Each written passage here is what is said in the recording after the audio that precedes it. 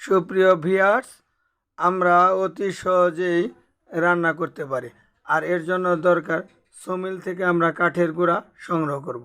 এই কাঠের গুঁড়োগুলো আমরা রোদে শুকিয়ে আমরা অতি সহজেই রান্না করতে পারি। এর জন্য আমাদের দরকার দুটি বাঁশের টুকরা অথবা প্লাস্টিক অথবা লোহার পাইপ, যাতে আমরা চুলার মধ্যে দিয়ে দুটা গর্ত হবে, হোল হবে। আমরা এই চুলার মধ্যে এই কাঠের গোলাগুলি সুন্দর করে বসাবো। অত চাপ দিয়ে না, হালকাভাবে আমরা বসানোর পরে আমরা এই চোঙাটা তুলব, যাতে একটা ছিদ্র থাকবে। পরবর্তীতে আমরা আরেকটা ছিদ্র, ওটাও আস্তে আস্তে সুন্দর করে তুলব। দেখা যাবে যে আরেকটা ছিদ্র হবে। ছিদ্র দেওয়া হয় এই জন্যই যাতে বাতাস ঢুকতে পারে এবং সহজে আমরা আগুন পেতে পারি। আমরা এই ছিদ্র হয়ে গেলে আমরা চুলার সাহায্যে ভিতরে আগুন দেব। দেখা যাবে যে আমাদের চুলা তৈরি হয়ে গেল। এই চুলার সাহায্যে আমরা অতি সহজেই সব ধরনের রান্না বান্না করতে পারি। আমরা যদি এই সকালে এই চুলা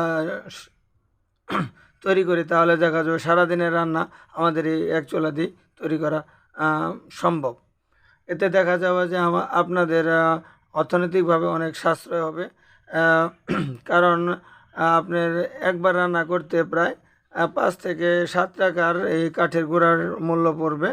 এতে আপনি অতি সহজেই আপনার সারাদিনে যাবতীয় রান্না করতে পারবেন, ঝামেলাও কম। আপনারা যদি প্রথম 2-1 দিন করেন, তাহলে দেখা যাবে যে অতি সহজে আপনাদের কাছে এটা আর কোনো বোঝা হবে না, কারণ গুঁড়া শুকানোই থাকবে। আপনারা চুলার মধ্যে নিয়ে দুইটা পাইপ বা বাঁশের টুকরার সাহায্যে অতি সহজে আলতোভাবে দিয়ে আপনারা চুলা তৈরি করে চুলার সাহায্যে আগুন দিতে পারবেন। এবং এতে যে ঝামেলাও কম, অর্থনৈতিকভাবে অনেক সাশ্রয়। বর্তমান বাজারে গ্যাস এবং কারেন্ট বা লাকড়ির পর্যাপ্ত মূল্য, এটা ওই তুলনায় অনেক সাশ্রয়। আপনারা এই পদ্ধতি অবশ্যই ব্যবহার করতে পারেন, কারণ এই পদ্ধতি ঝামেলামুক্ত এবং সাশ্রয়ী। আমরা যদি এইভাবে